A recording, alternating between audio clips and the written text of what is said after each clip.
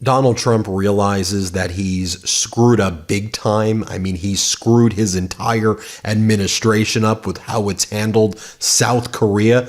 And now South Korea is like, we ain't investing any more money in the United States. You know that $12 billion Hyundai plant we've been building for many, many years, even before you took office, Donald Trump? Yeah, say goodbye to that. Those 300 plus South Korean workers who were trying to train the Americans how to run a battery plant, which would have been great for the economy of Georgia. Say goodbye to that. Here's what Donald Trump's posting, quite literally begging for the workers to come back and begging for other foreign workers from other countries to come back, because this has had a domino effect, folks. It's not just impacting South Korea, where people feel terrorized by the Trump regime, but all throughout Asia and frankly, the rest of the world. They're like, why would we build factories in this fascist regime in the United States that attacks us, literally puts us in shackles? Here's what Donald Trump posted. He goes, when foreign companies who are building extremely complex product machines and various other things, which he puts in quotes, come into the United States with massive investments, I want them to bring their people of expertise for a period of time to teach and train our people to make these very unique and complex products as they phase out of our country and back into their land.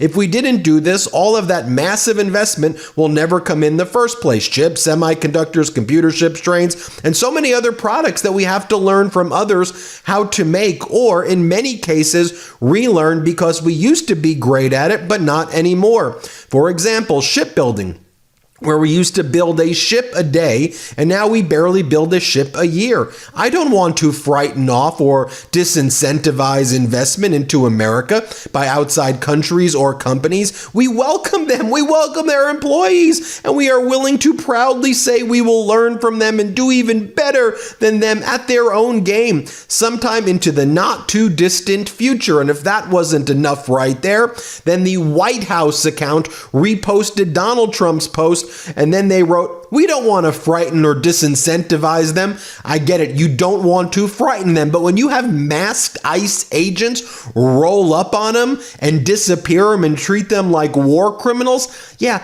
that's what's going to happen. And here's the thing, Donald, we live in a very interconnected world. And as you're recognizing in that post, but which you've screwed up massively at, and there's really no coming back from at this time, we depend on other countries for certain things. They depend on us for a lot of things. And in fact, the things that they depended on us for often was at a major advantage for the United States. And there was a reason why the rest of the world would want to put its money into the United States, into United States real estate, buying United States treasuries, but not anymore because they see what a psychotic regime we have. So, of course, you all know by now, here's what happened to the South Koreans who were kidnapped, shackled.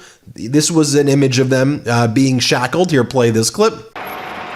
In video released by U.S. Immigration and Customs Enforcement, Asian workers are seen shackled and getting onto a bus after an ICE raid on a Hyundai Motor car battery facility in Georgia. 300 Koreans were arrested in Thursday's raid. Now, here is the video that ICE released. Just to be clear, it wasn't just that ICE did it. ICE then made like a hype video. They made a propaganda video of themselves rolling up with the South Korean shackled. And you better believe that was front page news. That's the top story in South Korea right now. Here, play this clip.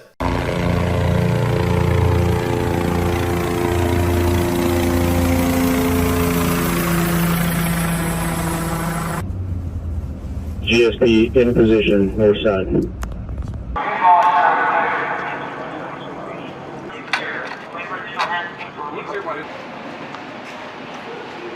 Now, you had the 316 South Korean workers who were kidnapped by ICE militarized forces in Georgia at that Hyundai factory. They returned to the airport back in Seoul. Here's how it looked when they returned. Play this clip.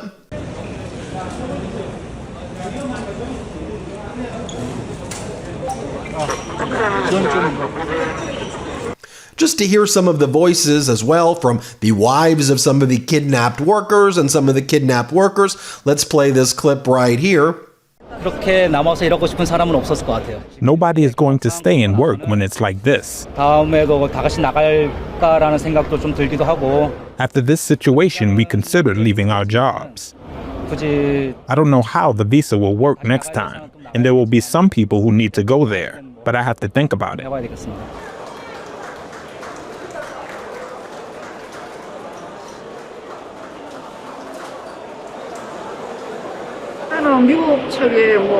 They went there to help the U.S. The U.S. side also wanted them to work there, but now they are being treated like criminals, which feels very unpleasant. Since they're not actual criminals, the fact that they were taken away like that, I think that's a real problem. Now, the president of South Korea, President Lee, also made a statement before the kidnapping took place. And perhaps he made this statement a little bit too prematurely. This is how foreign leaders think about the United States right now. So when he was speaking at this international roundtable event right here, the CSIS event, the Center for Strategic International Studies event, he talked about how when he was flying into the United States to meet with Donald Trump in August, he was worried that Trump was going to pull a Zelensky on him. This is South Korea's President Lee saying, I was worried Trump was going to pull a Zelensky. Pull a Zelensky. That's the phrase that foreign leaders now use to talk about going into the Oval Office. Will he pull a Zelensky? Meaning, will he try to mock and embarrass and take away my nation's sovereignty in that golden bordello of an Oval Office? Here, play this clip of President Lee. Let's play it. So first of all, before I met with President Trump today, he posted on Truth Social a very threatening post, which I felt. And then during the press gaggle, he mentioned about the Korean government's investigations regarding the previous government. And he mentioned that he would look into the search and seizure of U.S. bases. And so my staff was worried that we might face a Zelensky moment. The weather is heating up, and your nighttime bedroom temperature has a huge impact on your sleep quality. If you wake up too hot or too cold, I highly recommend that you check out Miracle Made's bed sheets. Miracle Made sheets are inspired by NASA and use silver-infused fabrics that are temperature regulating, so you can sleep at the perfect temperature all night long. Now, using those silver-infused fabrics inspired by NASA, Miracle Made sheets are thermoregulating and designed to keep you at the perfect temperature all night long, no matter the weather, so you get better sleep every night. These sheets are infused with silver that prevent up to 99.7% of bacterial growth, leaving them to stay cleaner and fresh 3 times longer than other sheets. No more gross odors. Miracle Made sheets are luxuriously comfortable without the high price tag of other luxury brands and feel as nice, if not nicer, than sheets used by some 5-star hotels. Stop sleeping on bacteria. Bacteria can clog your pores, causing breakouts and acne. Sleep clean with Miracle. Upgrade your sleep as the weather heats up. Go to trymiracle.com/Meidas to try Miracle Made sheets today. And whether you're buying them for yourself or as a gift for a loved one, if you order today, you can save over 40%. And if you use our promo code Meidas at checkout, you'll get free 3-piece towel set and save an extra 20%. Miracle is so confident in their product, it's backed with a 30-day money-back guarantee. So if you aren't 100% satisfied, you'll get a full refund. Upgrade your sleep with Miracle Made. Go to trymiracle.com/Meidas and use the code Meidas to claim your free 3-piece towel set and save over 40% off. Again, that's trymiracle.com/Meidas to treat yourself. Thank you, Miracle Made, for sponsoring this episode. just to remind you, this was the post that Donald Trump made right before President Lee arrived. Donald Trump goes, "What's going on in South Korea? Seems like a purge or revolution. We can't have that and do business there. I am seeing the new president today at the White House. Thank you for your attention to this matter." So some right-wing groups, there's a MAGA faction in South Korea, by the way. Like their far right wing in South Korea has modeled themselves after MAGA. And so they bring that same, like literally, they call themselves like MAGA there in South Korea. And so they kind of laundered into the U.S. these deranged conspiracies that, South Korea was going after Christians and South Korea is going after all these groups. And so based on hearing that, Trump makes a post. At the press conference, Donald Trump was asked about it, and Donald Trump was like, well, I posted about it because I heard about it. I'm not really sure what it's about, but I post about it. Then at that Oval Office meeting, the South Korean president mocked Donald Trump to his face, but Trump was too stupid to realize that he was even being mocked here. And so South Korea's President Lee, he goes, look, you know what, Donald? Because Donald kept on bragging about Kim Jong-un in North Korea. And he goes, this is what the president of South Korea says, total troll of Trump. He goes, "I look forward to you meeting with Kim Jong-un, and I guess I'll see you building a Trump Tower in North Korea, and you're going to be playing golf there, I suppose," knowing that none of those things will ever happen in North Korea. Here, play this clip right here. 정말 세계사적인 평화의 메이커로서의 역할을 꼭 해주시기를 기대합니다. And I would like to mention that the only remaining divided nation in the world is the Korean Peninsula, and I would like to ask for your role in establishing peace on the Korean Peninsula. So I look forward to your meeting with Chairman Kim Jong-un and construction of a Trump Tower in North Korea and playing golf at that place. 아마 기다리고 있을 것 같습니다.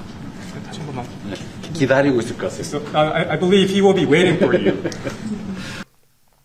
And when we talk about the real world ramifications of what's going on right now, there is no trade deal with South Korea. Now, do you remember when you have Donald Trump and his entire regime announcing South Korea deal, we've done the deal, South Korea. Remember, I've always told you that all these trade deals are like entirely bogus. I say, look, show me the piece of paper where there's a signed deal with binding terms that's like multiple pages in length. Then you can come back to me and say there's a deal.